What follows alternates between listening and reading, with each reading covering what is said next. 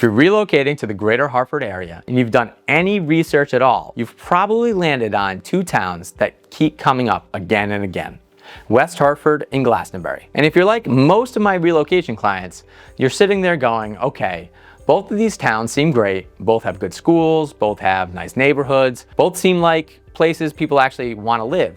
So how do I choose? And that's exactly what this video is for. I'm going to break down both towns honestly.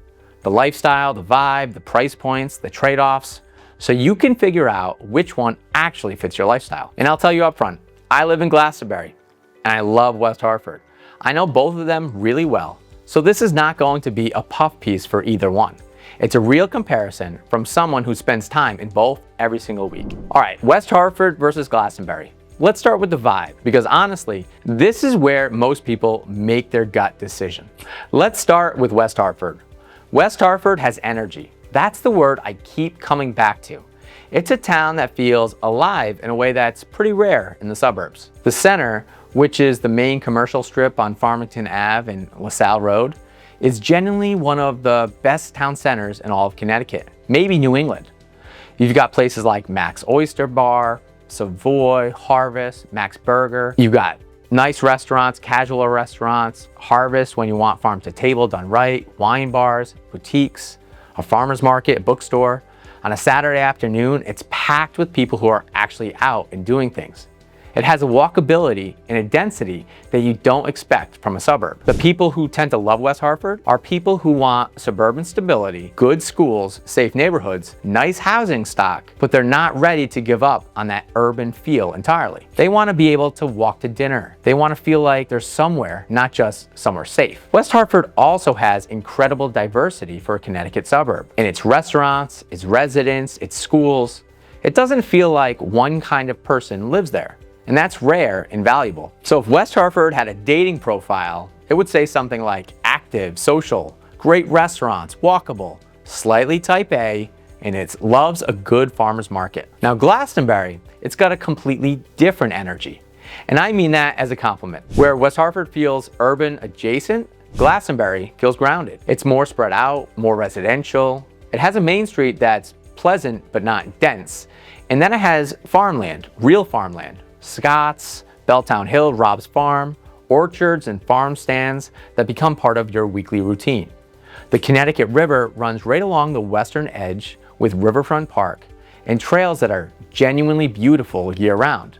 Blackledge Falls is one of those hidden gems that makes you feel like you're living somewhere with real character. And the people who tend to love Glastonbury are people who genuinely want space, bigger lots, more land, a sense of quiet. They want good schools, and Glastonbury's schools are excellent, but they also want to feel like they're not on top of their neighbors.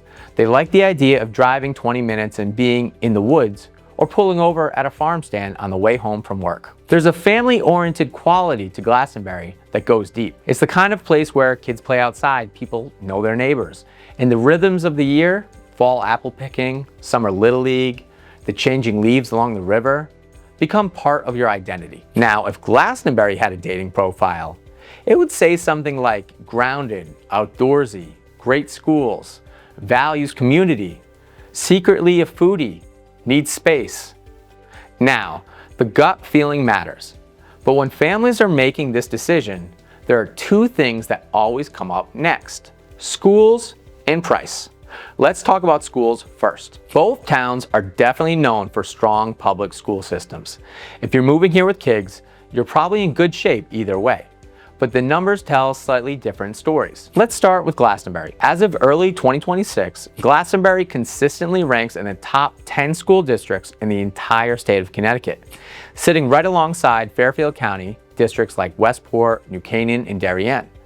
If you're coming from Lower Connecticut, that context matters.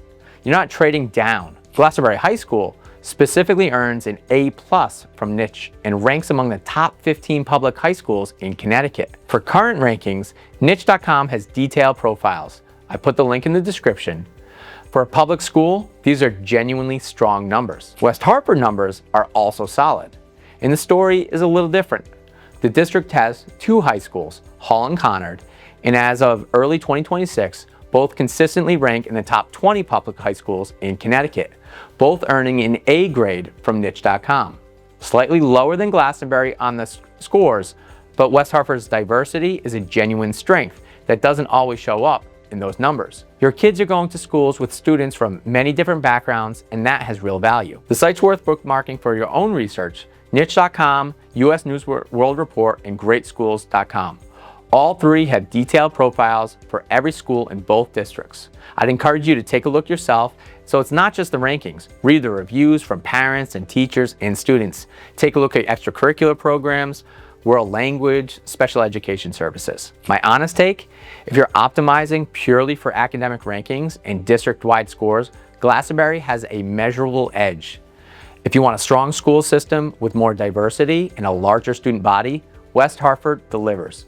Either way, your kids are going to one of the best schools in the state. Now, let's talk about what you're actually going to pay, because this is where people start to get surprised. Okay, let's talk money, because this is often where the decision actually gets made. West Hartford's housing market is competitive. As of early 2026, you're looking at a median home price in the $500,000 to $550,000 range for a solid single-family home.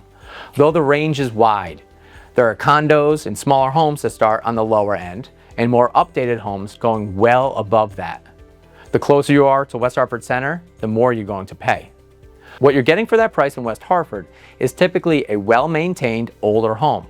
Think colonials, capes from the 30s, 40s, and 50s on a smaller lot in a walkable neighborhood. The housing stock definitely has character. The lots are modest. You're not getting an acre, but you're also getting a neighborhood. Glastonbury's median home price is slightly higher in the $550,000 to $600,000 range, but what you're getting for that money is often different. More square footage, more land, newer construction in many neighborhoods. Glastonbury has seen a lot of development over the past few decades, and there are whole neighborhoods of larger, newer colonials that you simply won't find in West Hartford's older housing stock. The other thing worth knowing about Glastonbury: property taxes. Connecticut property taxes are not low anywhere. That's just the reality. But Glastonbury's mill rate and overall tax burden is generally considered reasonable for what you're getting in terms of schools and services. Bottom line on price: if you're coming from a place like New York City or Fairfield County, both towns are going to feel like a significant value. More space, more house, more land for less money. That math is real, and it's one of the biggest drivers for relocation to this area. But here's the thing: people don't make this choice based on spreadsheets. They make it based on how they picture their life.